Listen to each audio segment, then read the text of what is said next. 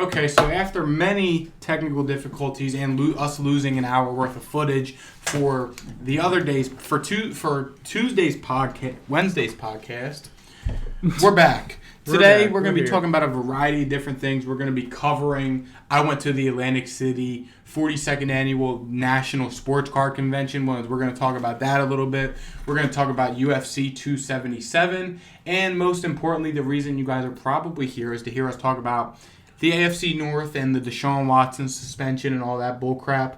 So, with all that being said, don't forget to like, subscribe, follow us, rate us, whatever you're watching or listening to this on. And before we get into anything, Ryan's going to tell you guys about today's sponsor.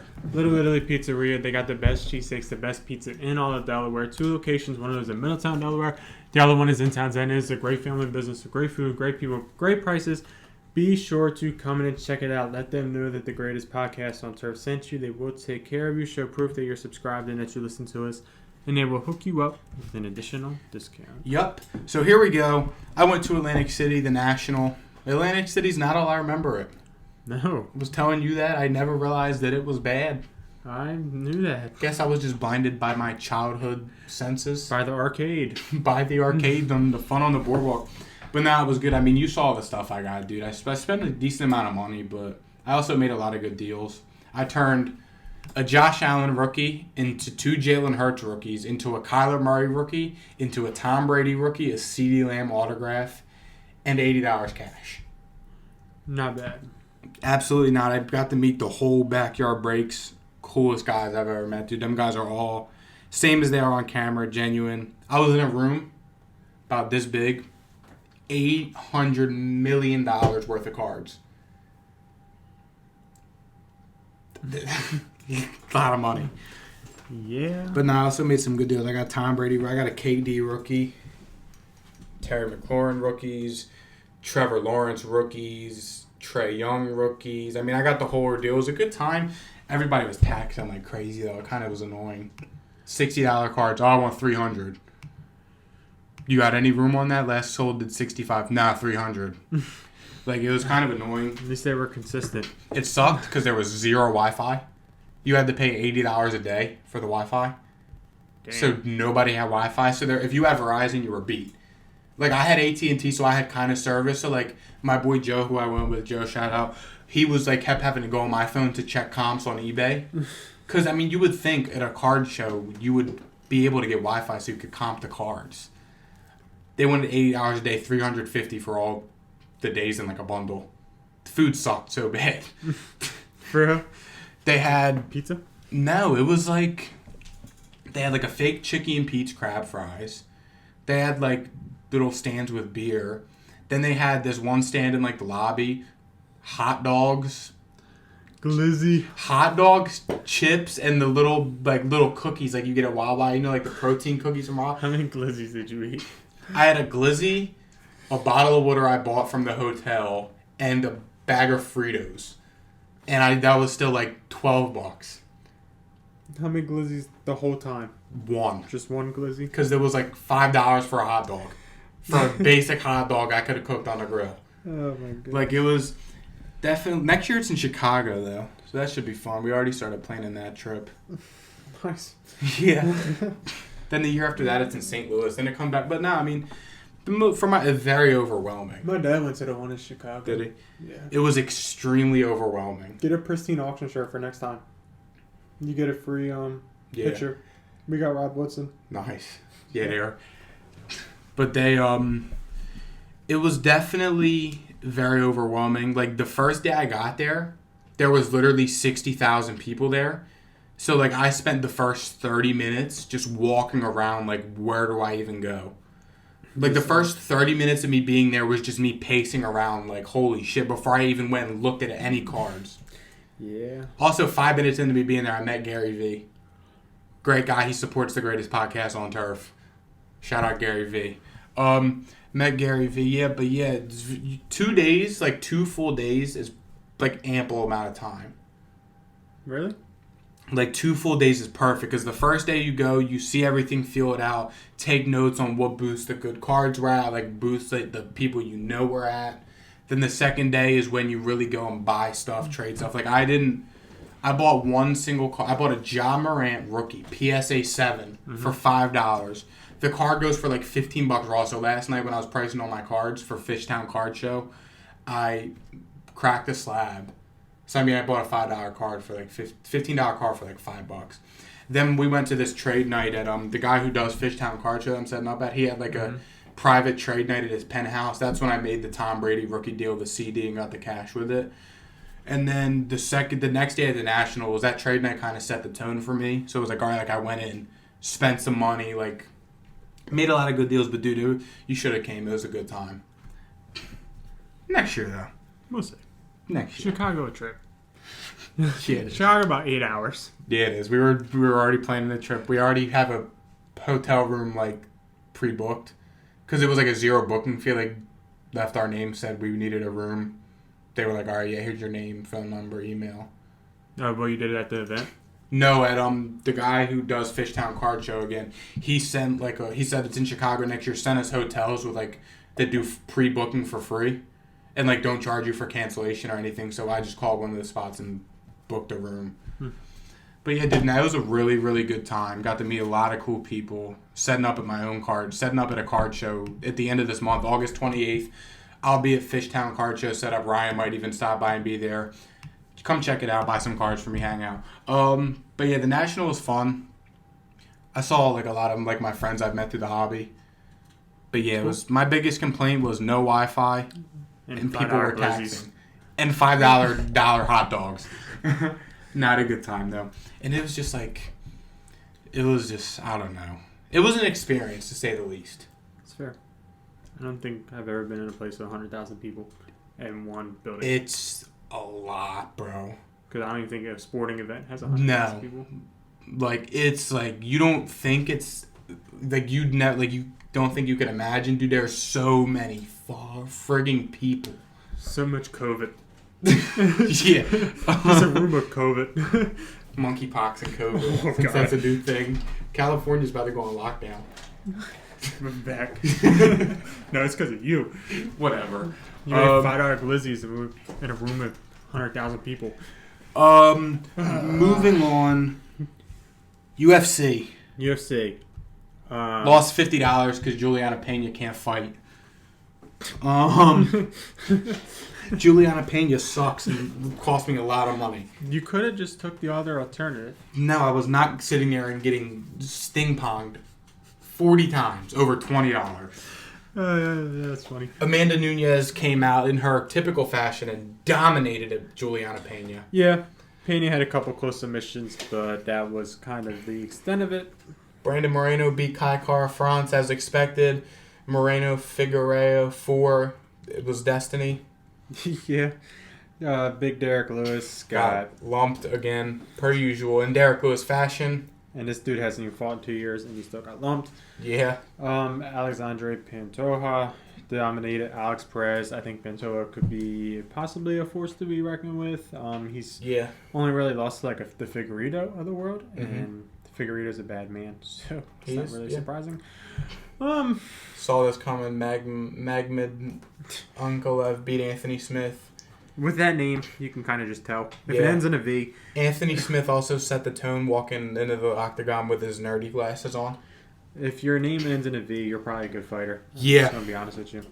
But yeah, it was a good card. On paper, it kind of sucked, but it was a nice card to watch. We had fun. Yeah, it was a good time. Took pictures of Ryan Reynolds. Yeah. Outside of your alma mater. Yeah. At 3 o'clock in the morning. Which is always fun. Then I had to get home and drive to Wildwood the next day. So that's why I didn't partake in that excursion. Should have met up with Sid. No, he was there doing his own thing. I was literally only there for 4 hours. That's the biggest. Got there at 11, left at 5 o'clock, so a little longer than 4 hours. I literally left my house. We dropped the dogs off at my mother-in-law's house at 9:15. She watched the dogs for the day. We got down there at 11, got home at 7 p.m., and I was asleep by 9:30. Nice. Because I was literally I got home from UFC at 1:30, didn't go to sleep till 3, woke up at 8. Nice. To leave at 9:15 to drop the dogs off. So it was like a whole thing, bro. UFC card, it was It was pretty good. The next overall. upcoming cards suck all until October. The next big card it's is Houston, right? it's This would be a good fight. yeah, Dominic Cruz was there. There it Usman is. Edwards. Jose Aldo's on that card. I don't know why he's still fighting. Paul Acosta and Luke Rockhold are fighting. Figueiredo's brother Yeah. or cousin. They kind of. Oh. This guy's winning. His name ends in a V. Yep, Alexander Romanov. I could have told you that. It's not really a good card. Then the next card after that, at the end of the month, is Kamzat versus Nate Diaz. They are headlining a card. Let's go. Cyril Gane versus Tai Tuivasa will be. That's a solid, like, Yeah, they got a couple good Rob fight Whitaker, nights. Marvin Vittori. Oh, this dude's a unit. Joaquin Buckley, yeah, he's good. Oh, this dude's pretty good too. I'll be watching this fight if I can. If it's not on ESPN Plus. It'll be on ESPN. It's fight Hopefully night. it's on. You can come to my house and watch it. Yeah, because I like that dude too. Yeah. Then the next card after that is the Nate Diaz versus Kamzat. It won't even come up. Oh, well. No. For some reason, I can't go right now. Anyways, you ready to get into the AFC North? Yeah, arguably one of the best divisions in all of football. Start off with Schittsburg. Start off with Schittsburg. There's a whole new look of Schittsburg this year. They have a new quarterback coming in. We don't really know how this team is going to look. They could be better. They could be worse. It could be Mr. Trubisky. It could be Kenny Pickett. It could even be Mason Rudolph. But to look at their schedule, it's kind of a rough start. They got Cincinnati, then New England, then Cleveland, Jets, Buffalo, Tampa Bay, Miami, Philadelphia. If we're being honest, all 8 of those teams are decent football teams. Yeah. They're not the scum of the world. And That then could we be go the Jets' first win, week 4. New Orleans, Cincinnati, Colts, Atlanta, Baltimore, Carolina, Vegas, Baltimore, Cleveland. They have a tough schedule. They have a really tough schedule. Jeez. Part of the reason is they play these guys 6 times. Yeah. They also play the AFC East, which is a very hard division. Yeah. They also play the NFC South. I think that's the South. Yeah. Which is also a fairly hard division. Yeah, I mean, in terms of winnable games, though, Cleveland week 3, New England week 2, Jets week 4. I would say Miami and Philly week 7 and 8. New Orleans week 10. Atlanta, Carolina. It's like, If we're being honest, I could see them winning week 1. It's a similar situation to Buffalo last year. Everybody thought Buffalo was going to win. That's true. Yeah. Pittsburgh rocked them out of the world. Granted, it's in Cincinnati. The New England game they can win because it's their first home game. It's the home opener. They'll probably beat the Jets. I think I might be going to that game actually. They might beat Cleveland. They'll probably beat Cleveland. Miami, Philly are winnable games also. Both tough though. Yeah. I think we're looking at like an 8-win. 8-9. Between Probably 9 and 8. That's what I'm gonna predict for the Pittsburgh Steelers. Give me 7-10. Steelers, they're always good for 7, 8, 9 wins a season. As long as Mike They haven't had Tomlin's a losing coach, they'll season squeeze it in out. like a while. They've always been decent. This is a new ball game, bro. This is a new season. That's an extended season. So I mean, they've only had 1 year with the new season. So I mean, we really don't know. Like I see what you're saying, but They've also, always just been a respectable team. They'll still be respectable. It's just their schedule's tough, bro. I mean, we're literally both looking at it. Their schedule's tough. Yeah, look at the preseason. Give them that cakewalk. Yeah, Seattle, Jags, and Detroit for thanks. the preseason. Thanks, love it.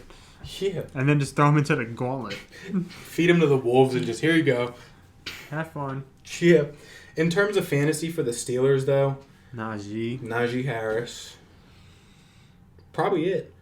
Honestly, I'm not really big on any of the receivers this year just because, I mean, we really don't know what we're going to get from Mr. Trubisky in terms of who's going to be getting a lot of love from him. I think Najee's in for a big year this year. I mean, maybe even Pat Freiermuth, Patty French Fries. I'd consider Deontay if he fell kind of far. He's a PPR stud. It's just, can you be excited about Mr. Trubisky throwing to Deontay Johnson? They got Larry Ogunjobi. Yeah. Oh my God, bro. Dude, they keep building up on defense. That's all I care Dude, their about. defense is so good. Cam Hayward, TJ Watt, Devin Bush, Miles Jack, Alex Highsmith, who's okay. Cornerback, they fall off a little bit. Yeah, their secondary's not good. But, I mean, Minka, Terrell Edmonds, DeMonte Casey, Trey Norwood. Yeah. DeMarvin Leal they got. It's one of the could go down as like the steal of the draft. Yeah. They had a really good draft. They bought in James Daniels on the offensive line. Their offensive line substantially better than it was last year. We talked about the Najee Harris.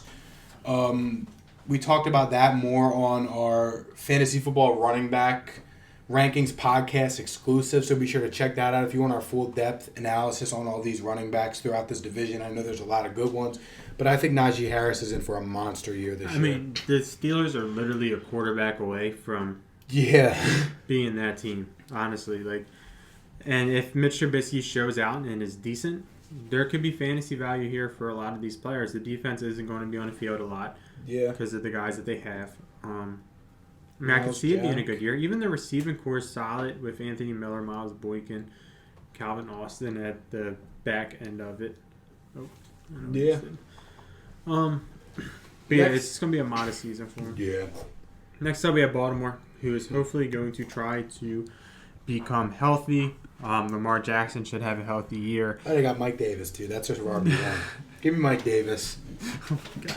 I didn't know they had Mike Davis. They have J.K. Dobbins, Gus Edwards, who are both banged up, but they have Mike Davis. They brought him in to be the man. The receiving core is still very bad. Rashad Bateman, Devin Duvernay, James. I forgot to tell you. Thinking about last night, I found my Amon-Ra this year. Who is it? Tylan Wallace? Uh-huh. See the guy from Oklahoma State? Yup. This is him? Yes. This is who we're locking in. This is who we're locking in. One of my sleepers. I'm rocking with Jalen Tolbert. You're rocking with Tylan Wallace. Yup. You heard it here first. Tylan Wallace, fantasy football sleeper this year. I'll never draft Tylan Wallace. I'll never draft Jalen Tolbert in leagues that, in a league that you're deal. Unless we tell each other we can. Yes. Okay. Deal. We had it last year. Amon-Ra was my guy. Ryan stuck to his word. Yeah. I don't even know if I had a guy last year. Ryan's dad didn't, though, because Ryan's dad took him at the end of a fantasy draft. And I don't talk to him about fantasy at all. So somebody was listening to the podcast. I guess so. But yeah, the Ravens, I mean, if they come back healthy, they're still a solid team to look at. They drafted Tyler Linderbaum, which was a great pick. The offensive line is kind of rebuilt a little bit with Ronnie Stanley coming back, Tyler Linderbaum, Kevin Zeitler, who's okay, Morgan Moses. With Juwan James, wasn't he decent in Denver? They have solid tackles as backups. Pat McCarry, Juwan James. Ben Cleveland, isn't he a stud? Ben Cleveland's good. Ben Powers is even okay. I mean, the O-line is fine. It's just a matter of... we know they have no receivers.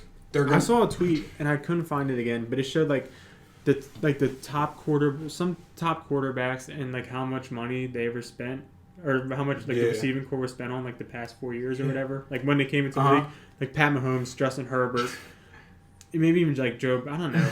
And they were all high numbers. Yeah. And then Lamar Jackson was 27th in terms of the NFL. So it's I mean, they hang their head on their running game. They're going to try and revert back to their 2019 offense, the year before the COVID year when Mark Andrews had his breakout season. Ryan told me about Mark Andrews, and I drafted him in the awful leagues. I wasn't in with Ryan.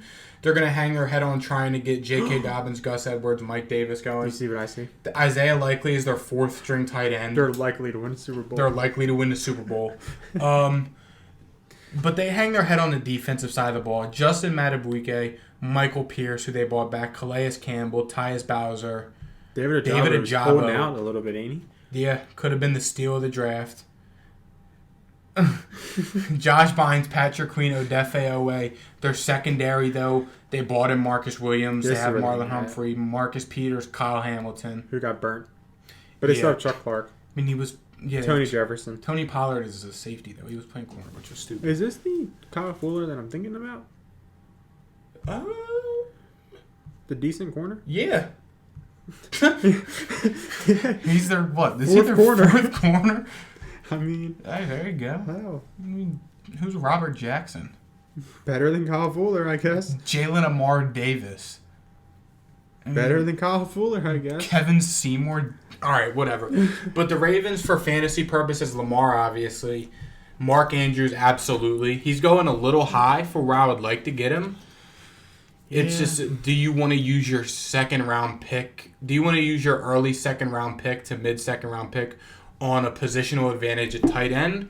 Or grab your Alvin Kamara, Leonard Fournette, Aaron Jones, who may all be there, Nick Chubb even, who may be there as your running back two, who are typically running back ones for fantasy football. I think where I would take Mark Andrews is if I had the one pick, or the 2 pick, and I got my 2 running backs, and he fell to the 3rd, which isn't likely at all. No. But that's where I would do it. Personally. Yeah, absolutely. I don't think I'd do it before then, but that's right. No, I mean, if you guys watched our mock draft, I took him in the beginning of the 2nd round, which is not something I would normally do.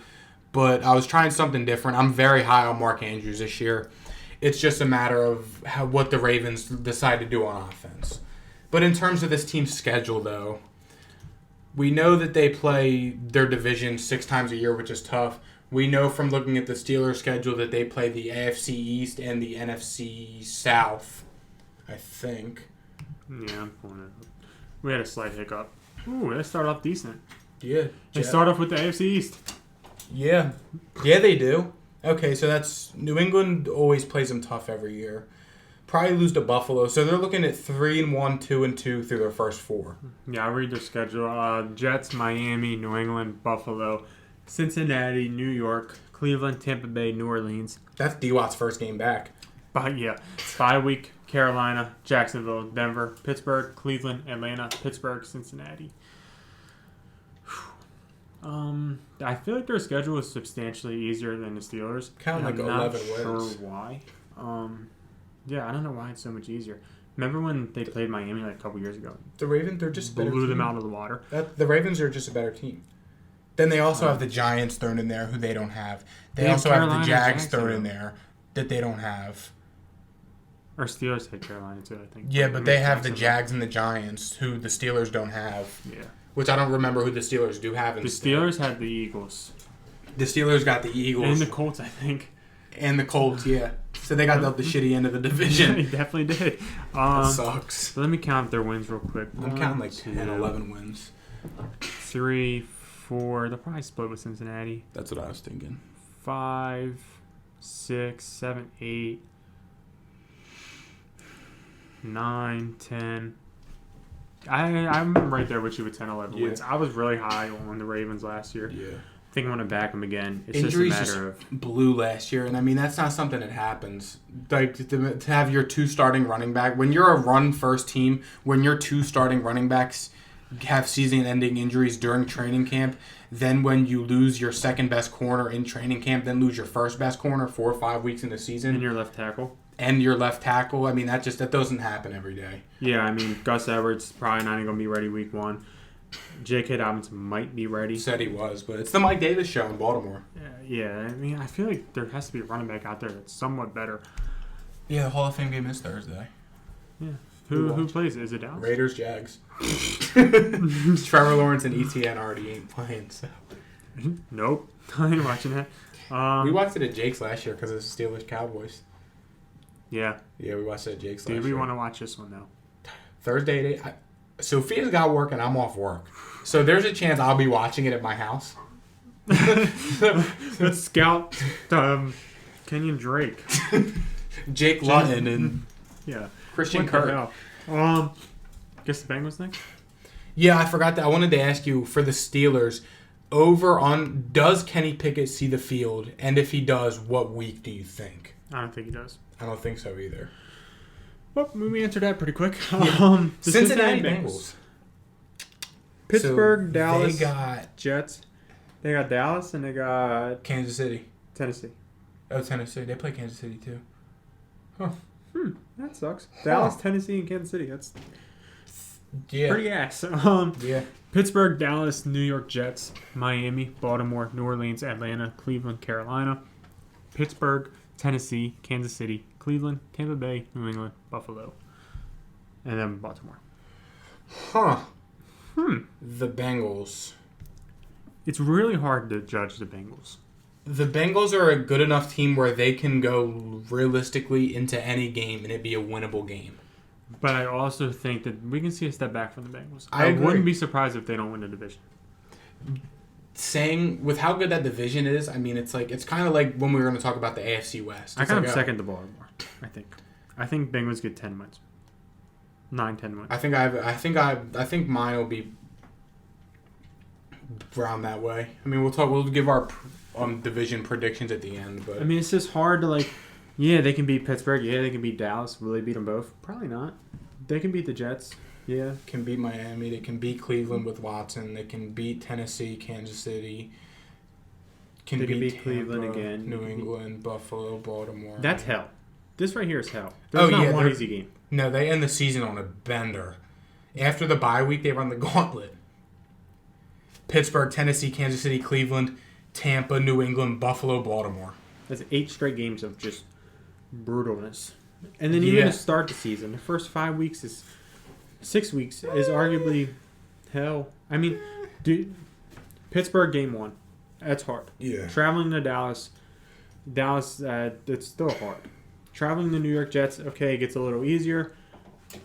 Home versus Miami, okay. It's still kind of hard. September, Baltimore, it'll probably be colder out. Baltimore, we all know that's hard. You'll split with New Baltimore. Orleans, in New Orleans, hard. They'll split through the division. That's at least 3 wins. They'll split with Pittsburgh, split with Cleveland, split with Baltimore. It's still like their first 6 games suck and their last 8 games suck. That is a tough break in terms of schedule, but even Cleveland sucks. Yeah. This whole schedule is hard. And then you got Baker. Yeah. God damn. The only easy game is Atlanta. Jets. Yeah. Tennessee. Atlanta and the Jets. They killed Tennessee last time in the playoffs when they played them. It's still not easy if Derrick Henry's like Derrick Henry. Yeah. I wouldn't see Tennessee and be like, yeah, I got Tennessee. Yeah. But I'll give them 10, 11 wins. They're the Bengals. They have arguably the best offense in the NFL. They'll be able to squeeze some games. I'm going to go with 9, 10. I see a step back from them. I'd say between 9 and 11 wins. Yeah. Is it time? The NFL's a joke. Do we have to do their depth chart, or do we all know the Bengals? We know who the Cleveland Browns have. Oh, the Bengals. Joe Mixon, obviously. T. Higgins and Jamar Chase, obviously. Joe Burrow, somebody else. Significant upgrade. Yeah, when the offensive line got that much better, you want shares of this team. Absolutely. Defense are going to be probably about the same as last year, probably a little bit better because teams improve as they move on. Absolutely. All right, Cleveland Browns. The NFL is a joke. How does Calvin Ridley get a year when he's not actively on the 53-man roster for gambling $1,500 on his team to win, get a whole season? Deshaun Watson has 26 civil lawsuits for him being a predator, gets 6 games. Calvin Ridley should get a whole season, but Deshaun Watson should get at least 2, 3, 4. Listen, if Deshaun Watson play again. If Deshaun Watson only gets 6 games, Calvin Ridley should be suspended 2 games. No. If Watson got 6... Let's stop comparing Calvin Ridley to Deshaun It's Watson. the principle, bro. There's no principle there. There's 100% principle. It's 2 completely different scenarios. It's one of the same principles. They're both Do you suspended. understand how much tampering that could happen with Calvin Ridley betting on his team? He's not on the active roster. He wasn't He has the playing. phone number of every single player on the squad. Who cares? He communicates with the whole entire squad. He if he was betting on a good team, the Falcons won 6 games last year, bro. It doesn't matter. He's betting on. It wouldn't matter if betting on Atlanta Falcons is worse than betting on a completely random game. But why? I don't see the problem. You don't see the problem with betting on your own team? No. Really? Tanking team. You just decide to bet on. No, I don't see a problem. Listen, you're tanking. They're tanking for Trevor, but all of a sudden everybody bets on the Jaguars to win on the Jaguars roster, and they win. They tanked this whole time, but they win this one game out of the clear blue sky.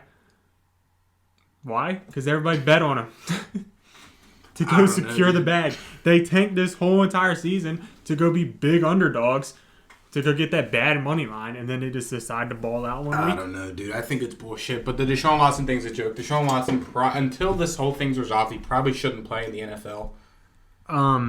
It's just a bad look. It's a bad look, bro. My 2 things are Calvin Ridley is fine for that. Deshaun Watson should get suspended more. That's where I'm standing at it. First of all, the thing where the NFL can appeal the ruling is the stupidest thing in the world. Yeah. Don't come out with it until it's finalized. That's really the simple. I don't get why they wouldn't do that. Second thing is, they really. I mean, Juan Soto got traded. To who? I think the Padres. That makes sense. Yeah, the Padres. Yeah, I mean, Watson should definitely be suspended more. Calvin Ridley is fine for a year. Dolphins got in trouble. The NFL stripped the Dolphins of their 2023 first-round pick and 2024 third-round pick for violating the integrity of the game. Dolphins owner Stephen Ross also suspended through October 17th and fined $1.5 million. It's Probably for the Flores thing, right? Yes. Yeah. I mean, good for them. No, he ain't wrong. Yeah, I mean, the Padres are now completing the deal for Juan Soto and Josh Bell. They're sending Mackenzie Gore, C.J. Abrams, Robert Hassel, James Wood, and Yarlin Susana for Juan Soto and Josh Bell. Yeah. Josh Bell's a stud too, ain't he? Yeah. What the hell? And they have Manny Machado and Tatis already. Tatis ain't even playing. They have one of the best pitchers in Joe Musgrove too. Yeah. Even like Jurgensen Profar has been decent for him. Yeah. But he might not even start no more. We might have to drop him because Juan Soto's there. Back to it. The Browns, there's a chance that they're going to be a good football team. And Tristan Wirfs exit practice today. Sorry to cut you off. I'm just reading through NFL Twitter. The Browns are going to be probably a pretty good football team come week 10 when they have the bye week after them. They really just have to be 3-3 or even 2-4. They just need to win a couple games, 1-6, and then they can still make the playoffs. The depth chart itself is good. There's not much I can say about the Browns. No, I mean, you know what you're going to get out of the Cleveland Browns. A healthy Cleveland Browns team is probably one of the better teams in the NFL. In terms of fantasy, though, to start this, I don't really like anybody. I like David Njoku a lot. I can see why.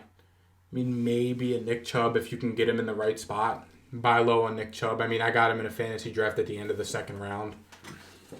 So, I mean, I didn't mind that. But this team is going to hang their head on their defense through the first 6 weeks of the season. Myles Garrett, Perion Winfrey, Jadeveon Clowney they bought back, Jeremiah Owusu-Koramoah, Anthony Walker Jr. They got the guy from New England they traded for the edge rusher, Chase Winovich. Jacob Phillips is a stud from LSU. Denzel Ward, Grant Delpit, John Johnson, Greg Newsome, Greedy Williams, Ronnie Harrison Jr., Richard LeCount. This team is going to hang their head on their defense while they're missing Deshaun Watson. And they'll be able to. And their O-line. They'll be able to run the hell out of the ball. Yeah. I mean, Jack Conklin, Wyatt Teller, Joe Bitonio, and Jedrick Wills. Like I said, this Browns team on paper, when with no legal problems, is probably one of the better teams in football. And they're in the market for Will Fuller now. If they get Will Fuller, I saw them in Dallas have been doing their due diligence on Will Fuller. I want Will Fuller. If we get Will Fuller, then I'm probably out on Jalen Tolbert a little bit. But if we get Will Fuller, oh my God. So if you get Will Fuller, I'm drafting Will Fuller every single place. Does Will Fuller take spot in untouchable? No, because it's Will Fuller. It's fair. Okay, I just wanted to make sure we're on the same page for that one. Will Fuller's a little bit better than Jalen Tolbert. I just wanted to make sure we're on the same page. What's the Browns' schedule looking like, though? I mean, it's hard, but I mean, first 6 weeks are. First 6 weeks below. Oh, I mean, it's kind of easy. Carolina, New York Jets, Pittsburgh, Atlanta, Chargers. They have one sure win through those 6 weeks in Atlanta. Yeah, if they even do that, because Jacoby Brissett is terrible. They only really need to win like 2. Yeah, for being honest. And then after that, they got Baltimore, Cincinnati. That's going to be hard with Watson just coming back. Hopefully, they can win one of those. Uh-huh. And then bye week, you got Watson with the first team. I think he can even practice, so it's going to be kind of touchy to see how they manage that. Then they have a terrible end of the season schedule. Miami, Buffalo, Tampa, Houston revenge game, Cincinnati, Baltimore, New Orleans, Washington, Pittsburgh. Okay, so I think we're going to be right back with the other teams in this division. Between 8 and 10 wins. Yeah. Between 8 and 10 wins. This is a tough division, bro. This is arguably with the AFC West the best division in football. I'm probably taking this division right now. If you give me Watson playing, I'm probably taking this division. I mean, the NFC West has the clear bad team. The AFC West, I said. Oh. Chargers, Chiefs, Raiders, Broncos. Yeah, you're right. Okay, that's the one. I was going to say, the NFC West is usually up there, but for some reason, the Seahawks are terrible. The Seahawks are holding that division back from being the hardest division, but it's the AFC West and then this one. And then probably the NFC West. Probably I'd put the AFC East. Because, the Jets are better than the Seahawks. Yeah. I don't know if y'all have a Super Bowl candidate. Buffalo. Yeah. Buffalo. There's not really any tough NFC division. In the North, maybe, because all the teams are going to be mediocre. The West, you have your 3 big dogs. The South, you have your 2 big dogs, Tampa, New Orleans. even Carolina, and then the East, you I have think Dallas, the West Philly. is the hardest in the NFC. In the NFC, probably. Because, I mean, the Niners are still going to be good. Yeah, I would say the West, and then the South, and then the East. But, yeah, I mean, this is a tough division. But in terms of, like, my final division rankings, I'm going to go... It's tough, and it's not... Putting a team in last here isn't saying much, because these teams are all good for 8 to 10 wins. But me personally, I'm going to go Cincy, Baltimore, Cleveland, Pittsburgh. I'm going Baltimore, Cincy, Cleveland, Pittsburgh. Yeah, it's tough to call for Cleveland, especially because we don't know what we're going to get from Watson week 7 or week 8 against Baltimore or Cleveland. Then they go in the bye week, which will be big. But then, I mean, even at the end, they have a tough schedule. Houston, revenge game in Houston. Washington and Atlanta are the only 2 clear-cut, easy games on the schedule. Yes. Houston is probably easy. In Houston, revenge game, though, you got to look at the storyline, bro. I'm a man of the theatrics and the drama. But sometimes, when Myles Garrett's just the best player, and sometimes when the Browns' whole entire team is way better than every single player on the Texans, you kind of just have to look at it like that. It's fair. I wouldn't say every player. I got Brandon Cooks. I would say Brandon Cooks is probably same tier as Amari Cooper. Okay, but, Watson's over Mills, and then both running backs are better than every running back on Houston. Thanks. The O-line's way better. The defense is way better. Thanks. They got Stingley, though. And Kenyon... No, did they get Kenyon Green?